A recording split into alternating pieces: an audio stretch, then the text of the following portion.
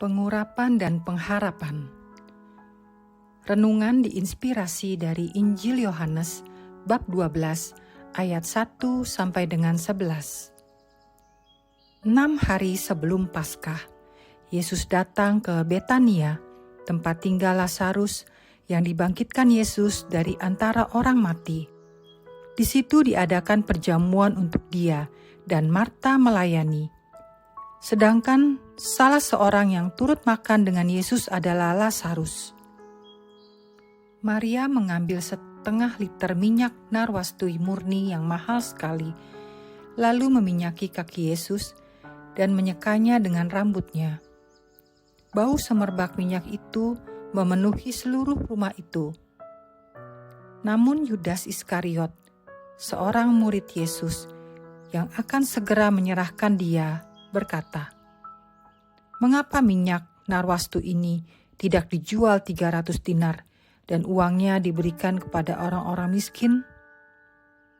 Hal itu dikatakannya bukan karena ia memperhatikan orang-orang miskin, melainkan karena ia seorang pencuri.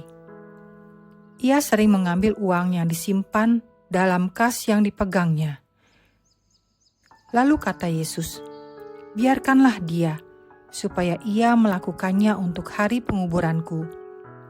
Sebab orang miskin selalu ada bersama kamu, tetapi aku tidak akan selalu bersama kamu."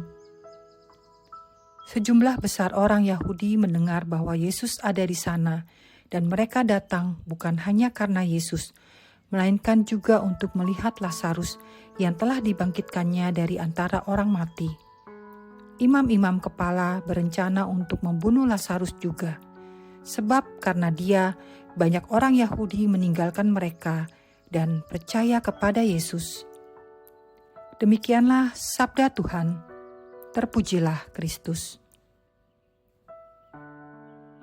Menurut tradisi Yahudi, orang-orang kaya melakukan investasi dan mengekspresikan kekayaannya dengan wangi-wangian dan jamuan makan untuk orang-orang terhormat atau yang dihormati. Dalam Injil hari ini, Maria saudari Lazarus mengekspresikan penghormatannya kepada Yesus seraya menyirami kaki Yesus dengan minyak narwastu murni dan menyekanya dengan rambutnya. Tindakan Maria mencurahkan minyak di kaki Yesus ini dikomentari oleh Yudas Iskariot sebagai pemborosan. Sementara rambut bagi perempuan merupakan mahkota, sehingga seharusnya ditutupi. Namun tindakan Maria menyeka kaki Yesus dengan rambutnya melambangkan Maria merendahkan diri demi Yesus yang dikasihinya. Dalam hal ini, Yohanes menonjolkan pribadi Yesus sebagai seorang raja yang layak dimuliakan.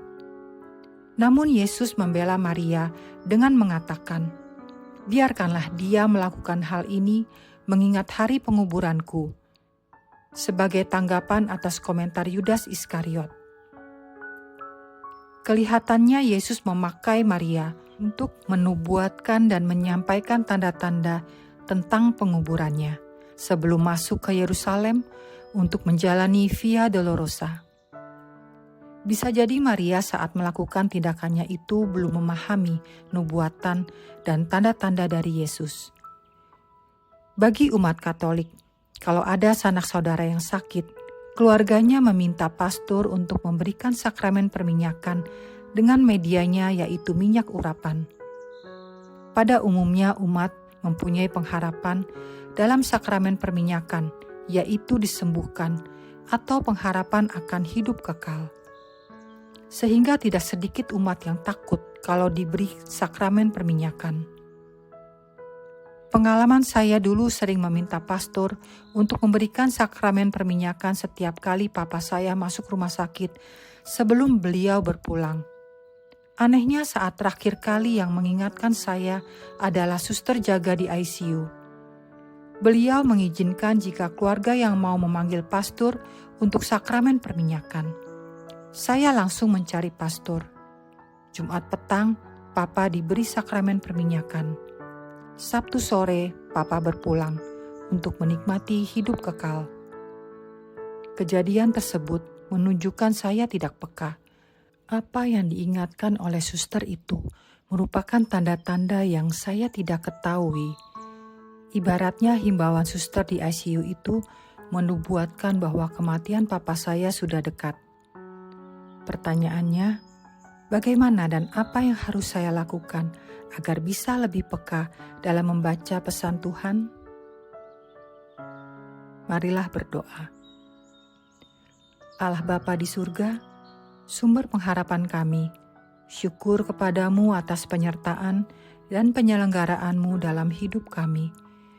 Bimbinglah hati dan pikiran kami agar senantiasa dekat denganmu dan peka akan kehendak dan tanda-tanda darimu, sehingga kami boleh menjadi saksimu bagi sesama dalam karya pelayanan dan tindakan hidup kami sehari-hari. Amin.